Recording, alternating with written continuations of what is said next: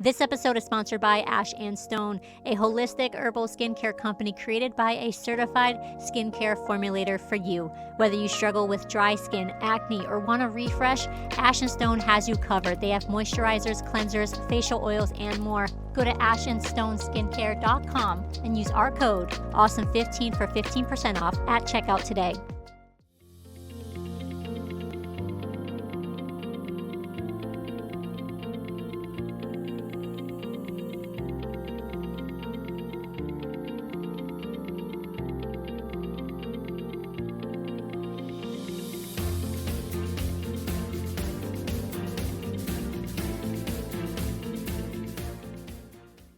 Hey everybody, welcome back to the Hello Awesome podcast.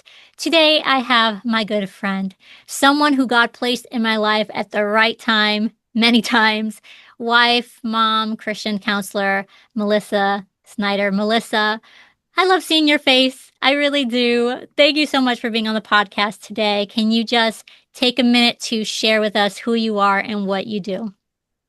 Well, I am thrilled to be here talking to you. And I always think when I introduce myself, I used to always introduce myself by what I did for a living first. And now I try to say, well, I'm a follower of Jesus Christ. That's the very first thing that I want to be true about me and share. I am a wife and I'm getting ready to celebrate 29 years this month of marriage. And so that is exciting. And I have two kids. I have a 23-year-old son and a 26-year-old daughter who both love and serve God. And as a mom, like nothing else I could really want in life, though they are single, if you know someone, let me, who also loves God and serves him. And I'm a licensed clinical counselor. I've been one for almost 30 years now. And currently, I specialize in anxiety disorders. I primarily work with Christians or people of faith. And I also do anxiety reduction classes online for kids and teens and adults. And this bizarre thing to me to happen to me in my 50s is my husband and I have just established and started pastoring a network of house-based churches, which is nothing that was on my bingo card, but what an adventure. So that's where I'm at.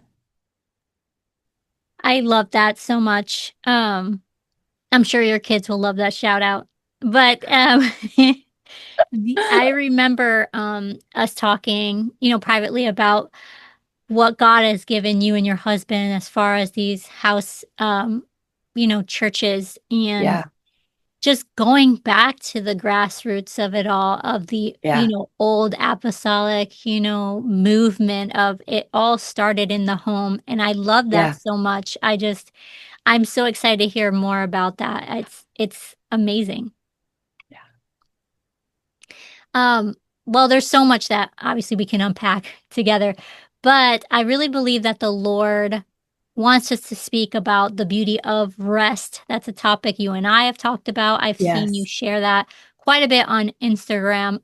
But in our own sessions, in our own discussions, even as friends, something Yeah. that I know I've come to you about. Hmm. Especially when it comes to what our nervous system looks like on the other side of healing after we've healed from a traumatic event or something that's been crazy in our lives and the Lord gives us a miracle. Sometimes our Yeah. body doesn't follow suit. And so, why don't we start with some foundation? Why is rest so important for you, for us to talk to others about? Yeah. I love that you use the word beauty when talking about rest, because that's it. That is what it is. And when Jesus talks about the Sabbath or rest, he talks about how it's for us, it's for our good, and it's for our well-being. I really do think about rest as a gift. You know, when you're a little kid and you hate taking a nap, and then as you get older, you're like, yes, nap. That you really can start to embrace it as a lifestyle. And when I think about rest, I think about it's a stopping, it's a ceasing of motion, action, stopping any kind of physical or mental exertion. It's a letting go. And when we look at that concept and then we compare it to what's happening in our culture, it has become extraordinarily unpopular to rest. That not only is it not something we prioritize, that we will shame people for resting, that instead we're all about girl boss, hustle, work, achieve, and do. And that's what we reward, and that's what we talk about. And well, not only do we not take a day of rest on the norm, we don't even rest in like our day to day. Like when we're just, waiting in line at the store, when we are sitting in the car, we're always doing something and have information coming in. We don't even go to the bathroom anymore and have a moment of quiet. People are taking that phone in. And so we're constantly, constantly in a state of go and action. And so I think we have to talk about rest because the culture around us is so pushing hustle, hustle, hustle. And that's not what God wants for us, as we will be destroyed if we don't make rest a part of our day-to-day life. So I love that you're picking up on it because I don't think that's part of secular culture or even church culture to think about rest. Absolutely. And there were so many good things that you said there. I know when I first started actually being intentional about my own rest, I got a lot of pushback. And you Yes. you Yeah. hear a lot of phrases from people that you thought, "Oh, I thought you were a safe person. I thought you were like on my side and you want me to Yeah. burn out because I guess that's the image that you had of me or something." Yeah. But I'm noticing now that those same people are trying to prioritize their rest. And Good. I've had a few say, "Oh, I get it now." You know, why I Mm-hmm. would say no to certain things. It's not because I don't Yes. want to hang out. It's almost like a no, not right now, but let's make a Yeah. plan for a certain time. Let's be intentional for meeting at a certain time.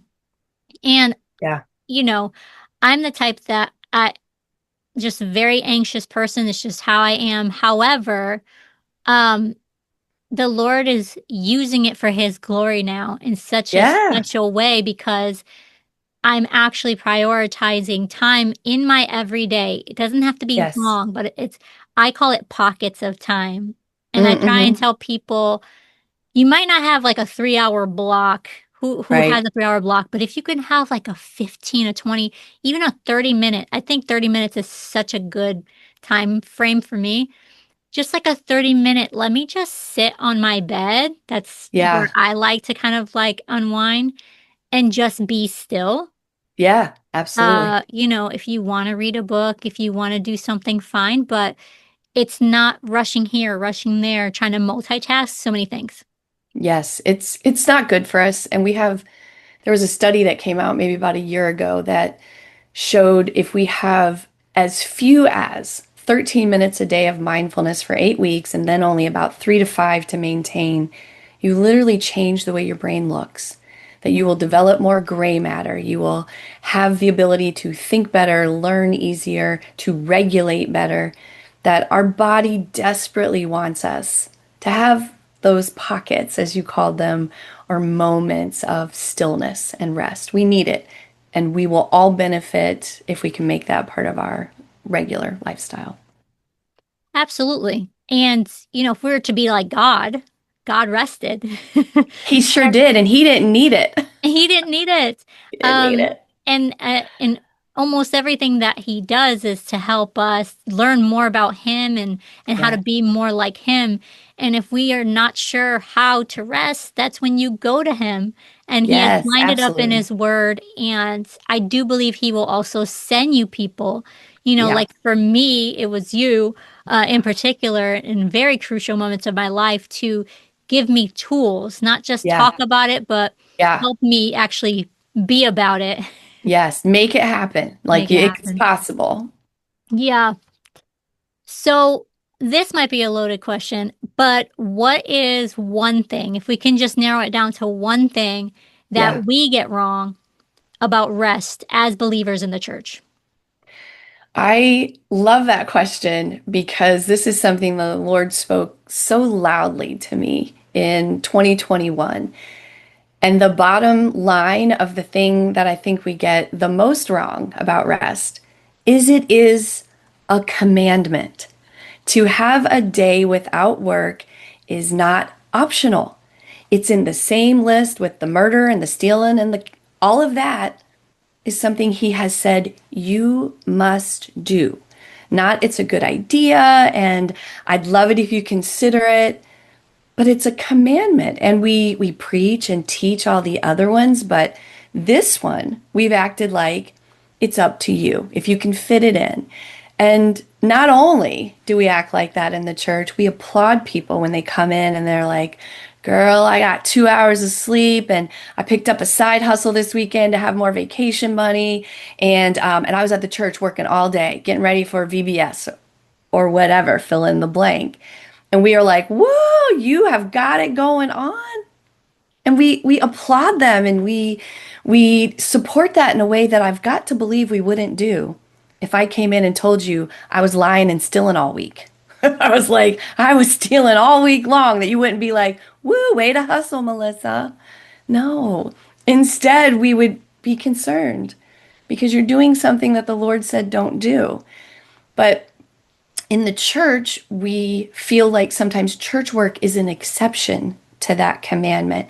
And I can remember when God convicted me of this and how hard it was for me that I didn't just go, oh, it's a commandment, because it was so against my nature that from the time I was a small child, I had been trained because of patterns in my home that you do hustle, you do work hard, be perfect, do more, make sure you keep her happy, make sure you don't do anything that upsets anyone. And that rest was really laziness. That if you're not going and you're not working and you're not hustling, that it's lazy. So I made this commitment to the Lord in 2021 that I said, okay, I'm going to take this seriously. And I can remember the first time I tried to implement this at church, similar to you, the response I got sort of amazed me. We'd had a weekend where we had a Friday, a Saturday event. We had two services on Sunday. And I went to the Lord and I said, hey, I know I was going to rest, but I'm going to carve out those 16 hours in the week, because this was just a one-off. This weekend was really busy because of what we had going on at the church. Wednesday night, they say, hey, Friday night, we're going to have music practice. Saturday, we're going to have church work day and two services on Sunday. And I knew in that moment, no, I promised the Lord. So I went to leadership and I said, you can pick Friday or Saturday, but I can't be at both. Otherwise, I won't have a day of rest, a day without work. And they said, okay. And so I was like, oh, well, that worked out. Sunday morning, I come in, there's a gentleman on the back pew, and I'm like, good morning, brother so-and-so. And he's like, good morning, Sister Melissa. It was so good to see you yesterday at church work day. Wait, you weren't there. Back in the day, that would have crushed my people-pleasing soul. That I would have started scrambling and defending and been like, well, I'm never going to do that again. I'll run myself in the ground. To know that I indeed was being judged the way I thought I would be judged. But the Lord had done such a work with me that in that moment, I actually smiled. I felt a giggle, like a giggle inside. And I went, nope, nope, you didn't. And I just walked to my seat. And if God would have appeared in front of me, I'd have high-fived him and been like, Jesus, look what we just did. Look at all that growth. Look at me just walking away like that's no problem. And so it was an awesome moment because I knew I was able to overcome my nature in that moment. But it was also a sad moment for me because our churches are failing to tell us that this is a commandment that we need, and even doing things that make it hard to obey that commandment. So that's the biggest thing I think we get wrong. Rest is a commandment, not a suggestion. Right. And do you find it now that the Lord has walked you through this for yourself, that you spot it in other people more? Not in a judgmental way, but in a Yeah, way that you really move to pray for that person more when you see that they're unsettled and they don't know how to rest? Because I feel yeah, that for me. for sure. My husband and I have both said, and we've had moments, if I'm just going to be transparent about it, where I wish I could sometimes go back. The things that the Lord has shown us and given us, we can never not see it again. We see it in ourselves, we see it in others, and there is a sadness that comes when you're not able to help someone else. When you see someone just burning themselves into the ground, destroying their families and their marriages because of this hustle, two jobs, three jobs, got to achieve, got to have a bigger house, bigger cars. It's I have cried and said, I wish I could go back. I don't want to see all of this sometimes. And so it's been nice to just kind of hold my husband's hand and be like, okay, the burden is not ours, but we're going to pray for them and we're going to pray for them to see and make the changes that is going to change their life. Like if you can embrace, I have come to understand that God's rules are protection, that God's guidelines, his commandments are meant for my good, not to keep me from a good time, not to restrict my life, but so I can have life and life more abundantly here on earth, not just later. And so, yeah, I wish I could unsee it sometimes, but no, Yeah. I do spot it. I think I can spot it across the room sometimes. Yeah, I feel that as well. I have a saying that I tell my boys, and they don't like when I say it, but I hope they remember. But I tell them if I don't care about you, then Mm, I won't have rules. yeah. But because I care about you, I do Yes. have rules. Yes. And you might not like them, but it's okay. Mm-hmm. And Mm-hmm. they say it all the time. Like, if I don't care about you, I would let you do whatever you want. And Right. that's how I feel like we need to look at God. If he really Yes. truly didn't love us and didn't care about us, well, he would have no need to have any guidelines. We Right. wouldn't need the law. We wouldn't need his grace. We wouldn't need the gospel. We wouldn't need Yep. anything. But because he does love us, Yes. that he is not willing that any should perish. That's right. And he has created such a beautiful, perfect guideline for us to follow Yes. if we would humble ourselves and seek his face. And that truly, I hope to implement like day to day if I can. I agree. I'm with you there.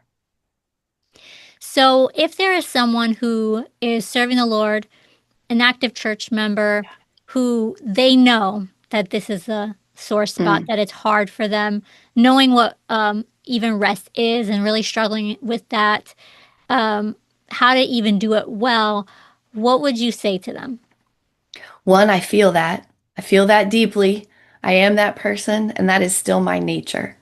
I don't know that that will ever go away for me to struggle with rest. So, one, been there and overcoming those deeply ingrained messages. Like, I was a pastor's kid where church was everything and church work was everything and rest was lazy. So, overcoming those messages that we received as a child and the messages that we still receive from the church today, it is challenging, but it's possible. And for me, I know the first step, if I tried to break it down, that I think there were three stages for me. And the first step was I had to view the lack of rest as disobedience to God. I had to look at it as a sin and not just, well, it's a great idea and I just wasn't able to do it today. But I had to look at it as something that I wanted to repent over. Meaning I wanted to change, I wanted to turn from that. It was also devastating my health and life because not only not having a day of rest, but not having moments of rest in the day, not having those times where I could just let go and let God and not be trying to fix everything and handle everything. So my first step is acknowledging that it's disobedience. Like you got to feel that because then you start to feel that conviction to do differently. And then the second thing that I found happened for me was if I was going to overcome all that internal programming and that external pressure from church to hustle and make it happen and work yourself to exhaustion, I needed to be in relationship with God. And that meant daily talking to Him. That meant daily reading the Bible, that I had to sit in His love. And when I sat in His love, then I could feel the ease and the rest that happened by knowing I'm loved no matter what. I don't earn it. I can't earn it. It's not necessary. He just loves me. And when I would sit in that every day with the Lord, it made it easier because that wasn't the last comment I got from that church guy. I got comments from other people that when those came my way, makes me think of that verse in Psalms, he's my shield and my buckler. It felt like I was protected from being injured and from giving in because I had sat in God's love that gave me like the two thumbs up for the rest. Like, so that was the second thing for me. And then I think the final thing, and this is that when we talked about earlier tools and strategies, is you have to be intentional about rest. It is a mistake if you think you can just go, oh, I'm going to make it happen. It should go on your calendar. And so when we first started doing this, I would put it in my calendar. Where is my 16 hours of rest? 8 hours being sleep. I think about a day of rest being 16 hours. Where am I putting it? And we would often split it between Saturday and Sunday. Like sometimes we couldn't do a continuous 16, so we would do a split. But I need that every week. And what rest looks like is going to be different for everybody. If I'm making a new bread recipe or reading a book or learning to play a new song, like that's me being still. That's me feeling that restoring energy. It's all coming back. So you have to schedule it. It has to become something that you put it in there, just like I'm going to go to my annual physical and I'm going to get my teeth cleaned. I'm going to have weekly rest. And to think about how can I have moments of rest, even if you start with just don't take your phone in the bathroom. Start there. And then maybe you go to, I'm not going to get my phone out when I'm waiting in line at the store. I'm going to just sit and be still with my thoughts. Brother Aaron Bounds, pastor in Ohio, often says the Lord will not speak to a distracted or exhausted mind. And it's true. When I can hear him so well, it's when I'm having those moments of stillness. So for that church person that's going, I want that in my life. You have to schedule it. You have to plan it. It is intentional. And to know that as you do this, you're going to reap the rewards quickly. This isn't like when you start a diet and it's not till like way later you start to feel the health improvement or the weight loss. You're going to feel it pretty immediately. Like, oh, that was so good. 16 hours of doing nothing, no mental, physical exertion. Like, that was great. You'll feel it right away. So you just look at it as disobedience, making sure that you are close in relationship with God and then be intentional about it. Yeah, that was so good. Um, you had used a phrase, was it recharging energy? What Yeah. did you say? Restoring. Restoring. I love that so much because it's if you're going to do anything, it's to restore you. You're pouring Yeah. back into yourself. And that's part Yeah. of rest because we are such consumers and givers and we do a lot of Yes. things outwardly. But what are you doing to, kind of like fill you up? And so being present has been something the last two or specifically 2 years that I've been really intentional about. And I can give one testimony about that of um, doing walks with my dog and not bringing my headphones every time.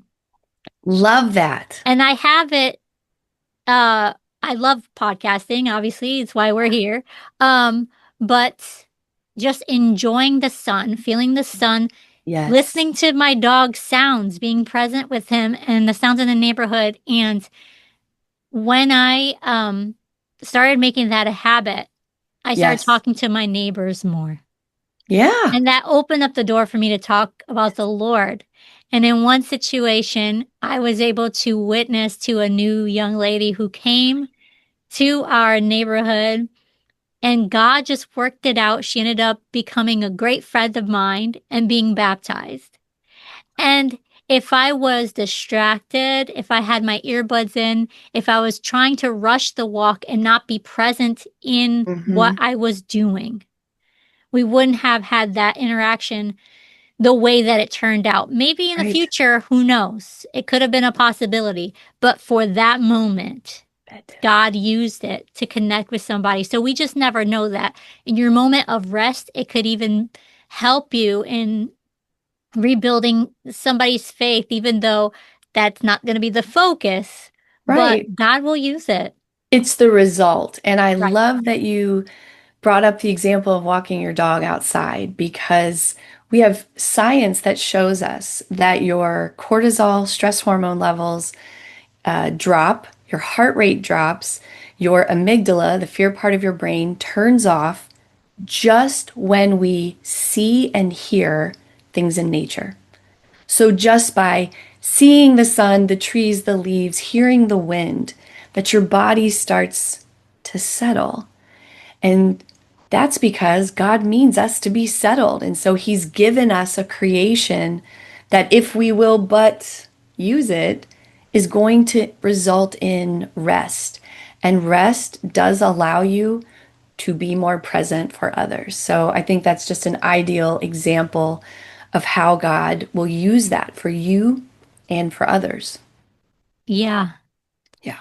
So you and I have very parallel testimonies in a lot of ways, Yeah. with many similar layers. And God has Yeah. done many miracles in specifically your life these past few years. And a lot of those miracles have also happened in my life as well, which is a whole other story. But where would you want to start with this amazing, testimony of what God has done? He has done so much for me. I That always makes me think of that song. If you're old enough to know, He's done so much for me. I cannot tell it all. I cannot tell it all. Like that is what I feel in my spirit, that He has over and over done these awesome things and brought me out of these situations that I've seen how it's ended up for people that don't let God, fix that. And so I just this week said, my life is that Bible verse of I am living that exceeding and abundantly above all that you can ask or even think of. That is what God has done for my life, that I have things in my life that I didn't even know were available to me, that I didn't even know I was missing. Like that's how not in touch with I was with all that God had for me. And all of this miracle, if I'm going to look at my one like most life-changing miracle for me, it started in a season of forced rest or stillness. That this summer, it's been 10 years since we moved from Ohio to Georgia. And we certainly had ideas and plans of what it was going to be like, and really almost nothing went the way we thought it would go. My husband had been laid off in Ohio. We moved to Georgia and he was taking a pay cut, but I was going to work part time, so we were going to be fine. But my counseling license, didn't transfer smoothly. And so I was delayed in being able to get a job. So money pressures were mounting. And as we were in that season, my son became chronically ill and got to the point he couldn't even go to school anymore. And so now I can't get a job outside of the home. I'm taking care of him every day. And because money was tight, we weren't able to go out to eat with people at church. So making friends was difficult. We didn't have any long-term friends or close family members. And so our world got very still and very quiet. And so now I'm at home. I don't have a lot of interactions. We don't have a lot of distractions. My husband's job was at home at that point. And in this stillness, which was forced, it wasn't something I was trying to make happen, I began to notice that my children were showing signs and acting in ways that my sister and I used to act. And I didn't understand that because the home I came from, in my mind, when I'm ranking it, was way worse than anything my kids are experiencing. And I used to, this is so ridiculous to me that I used to do this, but I did a list in my mind and I said, the home I grew up in, we had name calling and accusing and drug addiction and such chaos and cruelty. My kids don't endure any of that. What? why are they acting in the same way that my sister and I did? Well, I went to the Lord about it. And as he has promised, if you ask, he'll answer. And when I first got the answer, it was a devastating and dark, dark moment because that thing that I thought I was avoiding when I said, I will never repeat the destructive, sinful, abusive patterns of my childhood, we were repeating. And the only reason I hadn't noticed it was one, I was busy, just staying busy with church stuff and family and work. And two, I was grading. I was going, we are doing so much better than that. But what the Lord really gave to me was if it's a lethal poison, whether it's a drop or a bucket, it still kills you. The effect is the same. And we had a lack of 1 Corinthians 13 love in our home. We didn't have anything that was patient, kind, or slow to anger. We had all the things that God doesn't want, and it left everybody in the home walking on eggshells, just waiting for the next explosion, just waiting for the next issue. And so my children were acting in that way because they were living in a home that didn't have peace and God love. And that was devastating at first, but God worked. Even when I was only praying to tell him how mad I was at him, that I couldn't believe he had let me do this. I'd prayed about who I married. How could he have let me stepped into this? And why tell me about it? Because now I know I'm going to have a terrible life. That my dad had called his end years daily torment. And so I felt it was mean to tell me. But he then spoke again, even when I was just spewing anger at him. And he said, but you know now, and you can change. And then everything can change. And there is still hope for you. There is still hope. And I could change. Something could change. Like my story isn't done. And so that began a journey where God really started to change me. I think a lot of people get very focused on the people outside of themselves, but my miracle started with a change in me, with Mm. me leaning on God, with me leaving my people-pleasing ways, with me becoming codependent with him and not anybody else. And for me to be able to have church all by myself, where I'm Mhm. shouting and worshiping and praising God all by myself and getting to a place that felt so good that I thought I could endure whatever was going to happen. Like I thought that was my miracle, just that I no longer lived in daily fear. I still got anxious when things happened, but I didn't fear in between. And so I was like, look what God has done for me. Right, But that was not the end. right, He had right. more. He really did. And it does, it can change now. I Yeah. think that hopelessness, God doesn't want us in Mm. that heaviness um and like you were saying before, like once your eyes are open, it's hard not to see Yeah. some of the hard things. Um and I have often prayed, God, can I go back? Because when I was like, you know, ignorant, but then I realized um she was a very sad person Mm. because it was all pretend. You Yeah. know, It you're is. living in an illusion. Yeah. You're not really focused on reality. So Nope. if it felt safe because you weren't dealing with anything. You were Yeah. disassociating and you were Yep. doing your own thing. So your memory of what it was is actually not what it really was, if that makes Mm-mm. sense.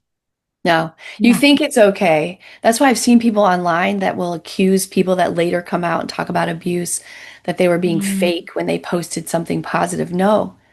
Anytime we were on the up part of our cycle, I was so excited that this is going to last, that all the bad is just like a moment, even though it was a lot of the moments, and that this is going to be really great. But of my own abilities, of my own effort, that never lasts. And yeah. instead, it took a God ordered plan. And so when God spoke to me and said he wanted my husband to himself, he said, I want Mark to myself. And I told him no, I did not want to separate for many reasons. I was like, no, I'm doing better. I'm doing okay. We don't need to blow up my life like Yeah. that. Also, everyone's going to know. if we separate. Everyone's going to know, and there's a whole thing that Yeah. goes with that.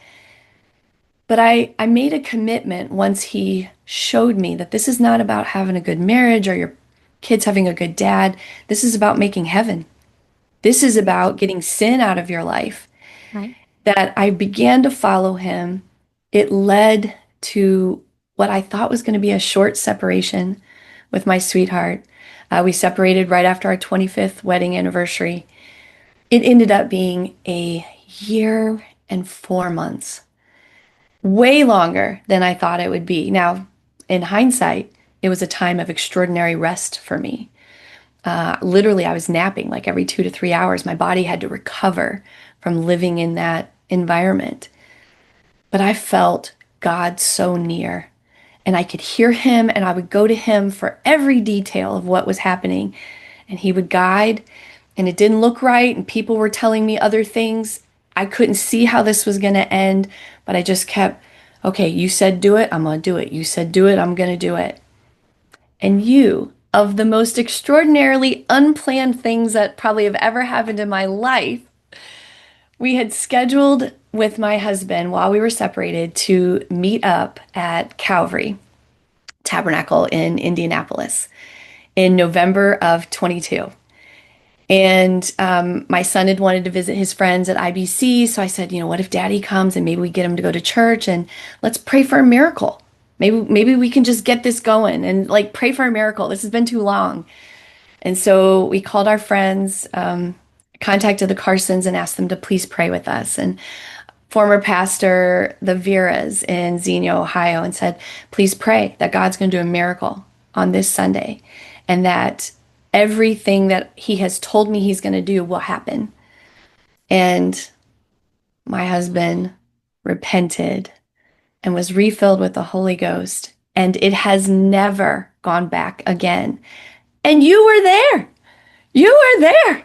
Somebody was praying with me, and I didn't know who was praying with me, but Yeah. I'm praying because I'm just like believing and trying to stand on mountains of faith that I've been building in my quiet time. And I hear somebody praying mightily with me, and it was you. Yeah. You do not live in Indiana. You do Nope. not go to that church. Nope. And we happened to be there for that Yeah. miraculous day for me in November in 22. I just was so excited to be able to share that with you and to be Amen. able to see how good it has been since then. How Yeah. good God has been to me. Yeah, that was so beautiful to witness because I had no idea that you were there at that church service. I have family that go to Calvary in Indiana, um, and the Carsons are beautiful people. And Sister, Rachel, her mother, Yeah. has been an advocate when she used to work at PPH. She kind of ushered my books into there. Oh, I just have many sweet connections, and we had decided to visit. I think it was in November or something of that year. And I just remember I saw you walking with your husband to the altar, and I turned to, my husband, and I go, "That's Melissa." And I am very careful praying for people if they want to have a special yeah. time at the altar with the Lord. I don't need to be there. This is between Yeah. you and God. Um, but just felt that draw to Yeah. just gently lay my hand on your shoulder and Yeah. just, the Holy Ghost just took over. And it was a service that blessed my husband as well. And Hmm.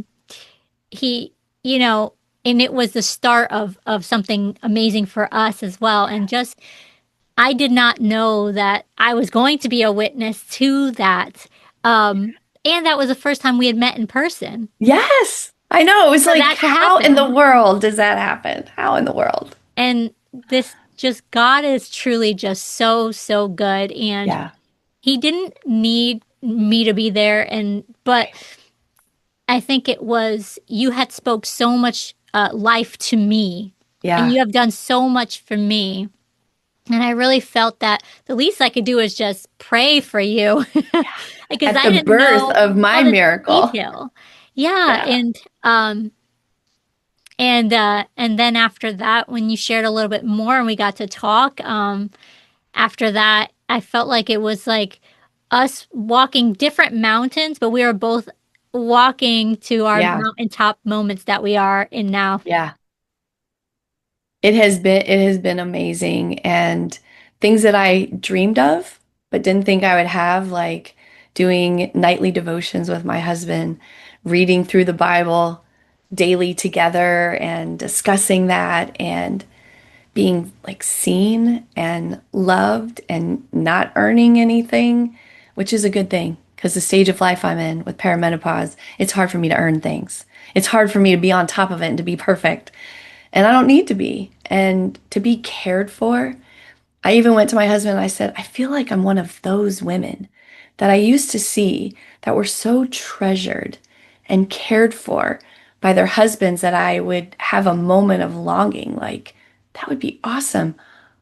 I'm her now. That's me. That's my life. And that is all to the glory of God. That started in a season where we were forced to be still. God really does know how to make it all happen. Yeah, absolutely. I had that I had that feeling. I mean, my husband is always very complimentary. Yeah, And I appreciate it. But that's not, words of affirmation are not his thing, but that's yeah. my thing, you know? But he's very much an act of service. Mm-hmm. And last year when I turned 40, he did a surprise birthday party for me. And that was the biggest act of service, acts of service that I've ever seen. Uh, but the way that it was done was so intentional and kind and sweet, and I did not know at all. And we always joke around. He likes to give gifts. That's his other thing that he loves Ah, to do, which I don't mind. But um, he can't wait usually. He gets excited and he every year for Christmas the boys get at least one gift early. He can't help himself. He's like, yeah, I just want to see them play with it now. And so for him to actually wait and be patient and think of me in that moment, and he does this now all the time, but this was just such a huge declaration that yeah, we are kind of past where we were. And then also yes. something in our own personal walks with God too, that God was just doing. And then for him to get on a microphone and actually say words of affirmation, I was like, who is this man? Oh, It was beautiful and it was sweet. And he's, yes. I, it's one of those things where, um, you know that you are loved, but it's shown differently. Yeah, And and also understanding too that God uses everything. He does not waste anything. nothing is wasted. Mm-mm. And it was just such a confirmation for me, of okay, you can stop your worrying. You can stop your, Yes. what about this and what about that? Because and this is kind of like my next thought and what we've been talking about recently is when you're walking more healed and on the safe Yeah, road, you do struggle because yeah, you have been in survival mode. yes, And maybe it's not even marriage related. It just means like if you're an anxious person or you've had past trauma, no matter what it is, even if you're not married, your body is internally holding on to everything. yes. It All your remembers. stress, all your fear, it Mm-hmm. remembers. And Mm-hmm. so just going back and being like, okay, I my neural pathway is used to Yes. going one way. I'm used to worrying, I'm used to fretting, I'm used to Yes. having these scripts go Yeah. through my head. The Lord, I need you to help me reword these scripts, Yeah. rewire the pathway. Yeah. You know, it really takes some time. And so my next question was, have you struggled with that? And I know Yeah. the answer, um, but I would like you to talk about, you know, maybe a little bit more about what God has done, but also the that struggle with regulating your Yeah. nervous system and how God has helped you with that. Yes. Yeah, because I've told you, we had destructive, sinful, abusive, emotionally abusive patterns, and then I told you it's really good now, but that was not a linear overnight pathway. And I don't know why this surprised me because certainly I had enough professional experience, but I believed that because I had had that year and 4 months of incredible rest and such a closeness with God, that I thought it's going to be fine. And yet the data tells us it's about 2 years of continuous, regular, new patterns for your brain to develop those new neural pathways. So I know this, but I'm like, that's not me because I'm feeling great and it's all fine. But it wasn't. And in that first year, my body was triggered. My mind did not worry anymore, but my body was triggered into that survival mode repeatedly. And it surprised me. And it got better at about that 2 year mark, but it still occasionally happens. And it happened just last week. We were in the car, my husband's driving, and he's eating one of those candy sticks from Cracker Barrel that they have like five for $1 or whatever. And so he's sucking on this and he's driving and focused, and I'm telling a story. Well, he's not saying anything, he's not making any noises. He's not looking at me because he's looking at the road. And I feel this clench in my chest, which is my first neural system activation sign. And if you don't know yours, you should pay attention and learn that because I've learned to get curious. Wait, why is that happening? Nothing is going on. We're in the car and I'm telling him a story. It's not an emotional story. What's happening? And pretty quickly, as I felt this dread and this, oh, having a hard time catching my breath, I realized I was being triggered into one of the most painful behaviors that happened to me as a child, and it continued into our marriage, was the silent treatment.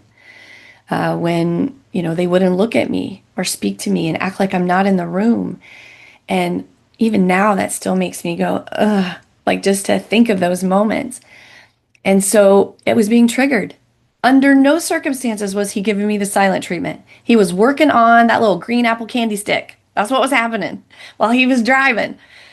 But my body was doing it. And so it still happens. It just doesn't happen very regular anymore. And now we do it differently. Now I say it, hey, I'm feeling very triggered. And that word is so overused in social media, but I'm using it in the way it's supposed to be used. My amygdala was turned on. I am triggered into a fight flight response.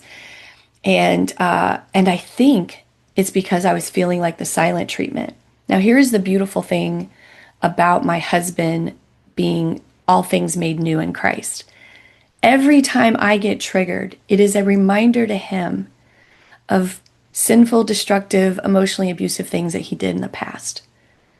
I can't share that moment without him having that reminder. And yet, what he does for me is he usually touches me, holds my hand or holds me. He speaks reassuringly. That's not what's happening. It's okay. I love you. I'm here. He stays calm so my body regulates with his. And then I speak truth out loud. So I can remember in the early days sobbing, going, my husband loves me. I don't have to be afraid. My husband doesn't lie to me. I don't get the silent treatment. Like just repeating those things because you're trying to build, and I always called it in counseling, a trench of truth. You're trying to change that pathway that this is what's true today. I am loved. I am seen. I am cared for. He does not do that to me. It will not happen again. And really work with my body in that moment to, one, be patient that it happened, not beat myself up because there's no thought. It's very, very body. It happens without thought, without any kind of control. It just happens. But I can capture my thoughts and bring back my body into submission, into truth, what is. And then I also just had to make regulation part of my daily life. And if people don't know what regulation is, it's getting your nervous system to work as it's intended to, where the thinking part of your brain is in charge and the fear part is off.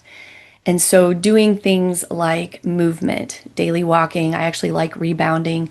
I enjoy that as exercise, mindful coloring, reading, making sure that I gave my body practice on the regular daily of being still and activating that thinking part and helping myself to regulate. So when those moments happen, as I just did, My husband is such a godly, stable, not defensive. It doesn't become about him. And that just trains my brain to go, see, it's never going to happen again. See, we're good. We're good. And so regulation is something if people don't know about it, it's highly important to do. But for me, it's been even better with my partner, my husband, being able to do that with me. Yeah, it's definitely helpful to say those scripts out loud, Yes. to hear yourself saying them. Thinking them is good, but that's what you're trying to change. So sometimes Yeah. it can be like muddled up here Yeah. because I feel like there's like a war. No, it's not going to be good. Yes, it is going to be good. And then it's like a battle. If you say Yeah. it out loud and you speak it into the atmosphere, it's almost like you hear it and your brain changes, like starts to Yeah. make those changes for me. In particular, because, as somebody who has all the words, Yeah. sometimes those words can get jumbled. And one of the Hmm. things that we've done personally is just um of like he checks in and says like what are you feeling, Yeah. or like tell me like explain to me how you feel. Yes. And if I don't know, because it's hard to put words to something, I'll just say I don't know, Hmm. but I think it's this. Yeah. So you don't have to like be settled on one thing or another and be like, oh, Yeah. put a label on everything. Yeah. You can just the being honest, in certain situations that we have, I'll try and be just to word it of I'm not sure why I feel this way, but I believe it's because X, Y, and Z. And so if you can just have some grace while I process it, I appreciate it. And just say that And rather what than when you just use the keep word quiet. process, it's ultimately being curious Yes, and patient with yourself, going, I don't know. I am having a feeling. I don't right. really know what it is. And I'm just going to be curious. And so that's what happened in the car. I was like, Yeah. that's strange. Why is this happening? And what I have found is in time, I always can see the wound that was being pushed. I can see Yes. the scar that was being messed with. That even though it's a scar, if you've ever had a physical scar, when you mess with a physical scar, you still feel it. It's a, oh, that skin is different. Mm-hmm. So I don't know that it ever will be that I'm never ever triggered. Just it happens way less. It's much less intense and it's shorter in duration. And so if there comes a day that there are no more triggers, that I could get the silent treatment and be like, I don't care. Well, I will love it. I will love it. And until then, I'm going to give grace to myself. Right. So for those who are super sensitive, which is not a Yeah. bad thing, No? that's a trigger for me. When somebody Yeah. says you're being sensitive, I'm like, ooh. I'm like, Well, wait, thank aren't we you. supposed to be Christian? Thank you for that. I can get on my soapbox about that for a minute, but I won't. But for people who are super sensitive or they're recovering from past trauma, you kind of uh open the window to it, but what does it look like for you? Because it may not Yeah. look like this for everybody, but what does it look like? What does anxiety look like for you on the other side, Yeah. with God? Because I know for me, I'll just share this is, um, I kn it's no longer like I, you know, it's no longer like a huge label that I have to have shame. Yeah. I Right. see it as this is part of just being human. Everybody Yep. has it. Yep. But I'm more in tune with mine than maybe some other people are with theirs. And it's not a bad word anymore. Nope. It's just, I just see it as, oh, I'm feeling this way because I need to take a minute with God and ask Him, Hmm. why do I feel this way? So What's this that's about? Yeah. for me personally, but I'd like to hear Yeah. from you. That's good. And I'd like to tell you when you asked that question that a scholarly or thoughtful answer came to me, but I'm gonna tell you what I said to my friend Denise. So, She's one of my friends from church, and we got together maybe 2 or 3 months after my husband and I were reconciled. And she's like, "Girl, just tell me, what's it like living in this, peaceful setting that you're in?" And I said, "You know what? I can sleep and poop every day." That's right, sleeping and pooping every day. And if you've had anxiety, you'll know why that's a big deal. When we're anxious, our body thinks we're getting ready to die. And so it turns off our digestion system. And so you get things like more cavities because you have not enough spit in your mouth, and reflux and stomach issues and bathroom troubles. All that is anxiety related, including sleep. Your body keeps you awake because it thinks you're in danger. So I said, that's how my life is, eating and sleeping and pooping daily. Yeah, come on, tell me that's not the way we want to live. Yeah. And Sure. so that's the comical answer. And the real answer, actually, one of the elements is something you said earlier, that I find that there is room in my head, my heart, my life to be able to be more externally focused. Anxiety causes a hyperfixation on your own safety. Am I okay? Is everything all right? And if we're sensitive when we're anxious, we're sensitive to other people's moods and keeping them happy. We're not sensitive to really connecting. And so the way I used to interact with even my own family and in the world is when I did kind things, it came from a place of fear. I don't want you to not love me. I don't want you to be upset with me. I want to look good in your eyes. And there's been a shift that now I do those things from the overflow of the love that I get in my relationship with God. And so I do things out of love, and I see things and notice things and connect with people in ways that I never would have before, not because I'm being selfish, but I'm in survival mode. And survival mode is not conducive for doing the Great Commission. And so it is not a coincidence that God has called my husband and I to establish and pastor these house churches after we are in a place of His love being part of our daily life, and we can have this external focus now that comes from that place of love. And so I would say having that love in my home and being able to express it outward is one of the most beautiful parts of being on the other side of anxiety. I love that. I love that. And it reminded me of um my own journey in ministry as well, knowing that you're called to do something and Yeah. not really seeing it come to pass. And Mm-hmm. you're like, okay, I'm going to trust. Obviously, I trust my leadership. They already know what's going on. Yes. We check in every year.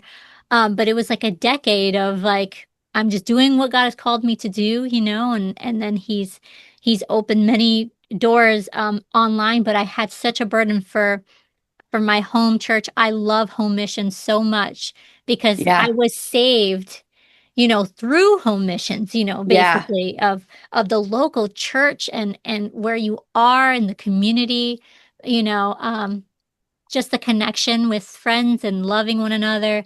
I love that so much. And so all the things I was doing online, I Yeah. wanted to walk that out in real life, IRL, you know? Yeah. Right. And Right. I want to feel that all the time. And the Lord had very specific things that he had led me to do. Mm. And and it was dying to myself, putting things down that he'd asked me to put down, Yeah. when I took a break, that season of Mm-hmm. rest that he had Yeah. called me to do, lay down the podcast. I know that was your concern for many years of you're doing too much, girl. You're doing And that you're like that big sister. And I'm like, I know. Um, and I think we could tell, like, you could tell, like, if I was in a really, like, anxious season, I would start a new project. And Yes. you would text Yes. me, like, are you okay? That was your tell. Yeah. I'd be like, oh, she's writing 5 books today. Things are rough. Yeah. And, and God still used that. But there Yeah. was something in me that still didn't heal. Yeah. Right. And there was like three big things that had happened. Boom, boom, boom. It was like, it was a December, a January, and a February thing, um, probably about 3 years ago now. And one of them was having that moment with my husband where the Lord healed us literally overnight. And Thank you, Lord. we had a moment where we both came to each other with a repenting heart. Yeah. And the Lord gives me like not visuals, but I guess examples. Like we were so busy, sometimes we get so busy looking at each other Yeah. and like trying to change each other or do certain Yes. things. And the Lord had told me, I need you to step out of the way so he can look at me. And Yes. I was literally trying to, I had my sword like Peter to step Yeah. in to protect Jesus. And Yeah. God was like, I don't need you. Yeah. I'm you good. know, um, and so if you would step aside so he can see me, so if we could just turn our vision both Yeah. to God together still, but we're looking in one direction. And the Holy Ghost just came into that room. And I remember my husband saying the next day, like he felt such a weight lifted, that there Yeah. was this like internal thing that we were holding on to, Mm. past and bitterness, that was gone. And to this Yeah. day, there's a specific timeline of events that we actually don't mention ever at all. It Mm. never comes up ever at all Okay. from our past. We Yeah. just can't, it doesn't come to our mind ever of Which is things that have awesome. happened, things that were being brought up for years, you know? Yeah. Yeah. And there was a lightness, there was just Mm-hmm. an understanding, there was a respect, and it was truly the love of God flowing. Yes.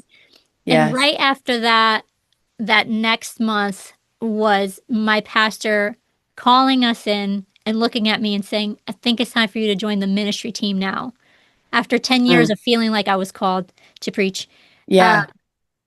and I looked over at my husband and he just had this glow.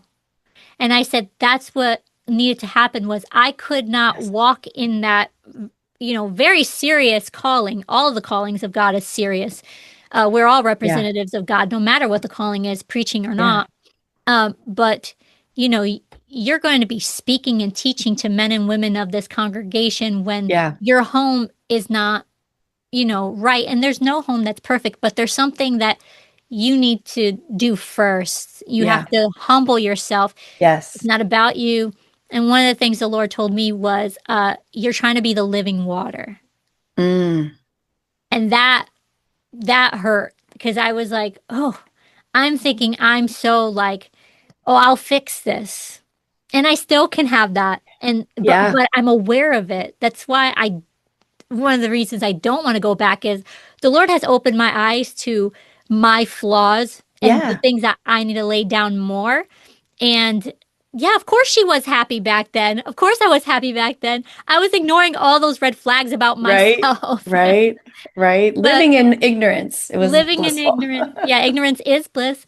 And it's just the way God kind of just organized everything. And we were able Yes. to testify to my pastor about that and set Yeah. everything in motion. And the timing was right for that. And, you know, we do have this nagging fear. And you kind of talked about that, like, Hmm. ooh, that like in your chest. I do get that as well. It's for me, I think it's a tingle of dread. Yes, it I is. feel Oh, this it's happening. tingle, yeah, this tingle of dread. And it's like, oh, my peace is temporary now. Yeah. And so you shared that, and I resonate with that a lot. But um, I would love it if you could just speak to that anxious heart. I know that Yeah. there's somebody listening Yeah. who maybe feels that they don't have support. Maybe they feel like they don't have people that they can talk to about anxiety. I Yeah. mean, I had to be very careful who I chose as my safe people to talk to Yeah. about this. And even Yeah. still, I'm very careful. Ministry opens you up to a lot of um, uh, just connections with different people. And as much as I love everybody, not everybody knows how to hold what you're sharing. Yeah. I agree. And they may not be doing it maliciously. They just may not be equipped by Sure. God to hold it. That's right. They So just don't know yet. they don't know. And so if you can speak to the anxious heart of somebody Yeah. um, who maybe has received a miracle or a healing, or they're waiting for it, but they're having a hard time to just being present in it. Yeah. And of course, having rest in the Lord, what would you say to them? That one, that is expected, that is our nature. And I know for me, I had noted in our sin destructive pattern that any change he would make, he could hold it, but not for more than 30 days. And so I had noted that back then that in 30 days this will be over. Nothing had ever lasted past that. So when we were reconciled and it was so sweet and it felt different, I was watching the days.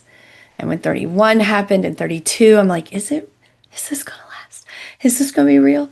And as I just started to rest in that, one, it just takes time for you to see, oh, it's been a long time and it's still not happened. But it also took me shifting that it's not that I'm only going to be okay if he's okay and treats me well or lives for God. That in my relationship with God, I really gained a sense during our separation of no matter if it all falls apart, no matter if I am attacked and rejected and I don't have a home and it's financial ruin, I'm going to be okay.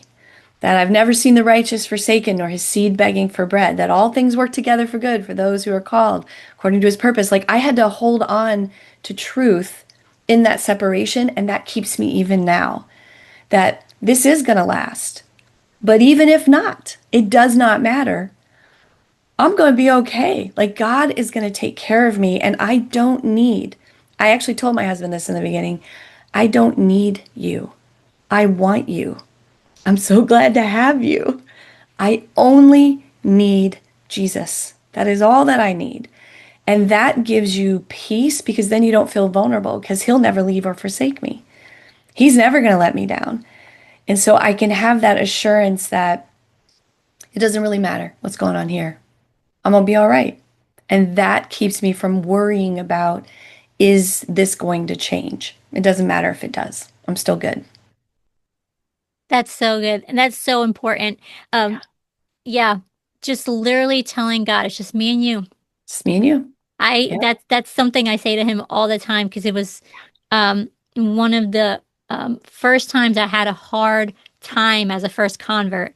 Um, it's not easy coming in, but um, the first time that I really had a truly like traumatic thing happen, I remember saying, "Okay, from this moment on, it's just me and you, Jesus.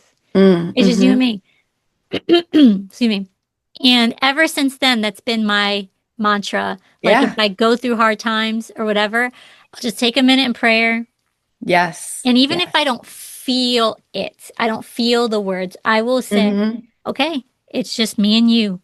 We'll be And okay. lately, specifically the last couple years, when I say that, I just feel like such peace. Yes. The joy of the Lord and just his presence so strong Yes. of him saying, yeah, you haven't lost me. Right? Like I haven't lost Jesus, even if Yeah. everything else goes away. He's And mine. I think yeah, just making sure that we have that own like our own personal relationship with God. You know that line in the Bible? He says it over and over, and I love it. I smile every time where he says, I am yours and you are mine. And when I Yeah, think of that, I'm like, perfect love really does cast out all fear. it That when I does. have that sense of him saying, you're mine and I'm Yeah, yours, that I'm like, I don't need to be afraid. And I can never thank God enough for deliverance from yeah, fear and anxiety. I can never thank him enough. right. Melissa, I love your heart so much. I love what you do. I think it's essential to the body of Christ. I think it's truly essential for the world, honestly, to have someone who can come alongside you. And Yeah. the Lord has, placed certain people who can do that, who has walked through their own things, but are on the other side. I think it's so beautiful, and I want to just thank you so much for sharing your heart, for your friendship, for just your wisdom today. And if people want to follow you on social media, where can they find you? It is my name on Instagram, Melissa.Snyder 2.0, or Facebook, Mark and Melissa Snyder. And I want to say the same to you, that I thank you for using your platform to talk about things that are not often talked about, that are even not within our church culture sometimes, like rest being a commandment and a priority, and the power that God has to transform us, that we don't have to just keep going through the motions. And I'm a church person, I'm good. No, God means for you to have life abundantly here. And it's available to everyone that will just be in relationship with Him. He will lead and guide you to that place. Well said. Well said. Thank you so much for being here with me Thank you. today. Thanks.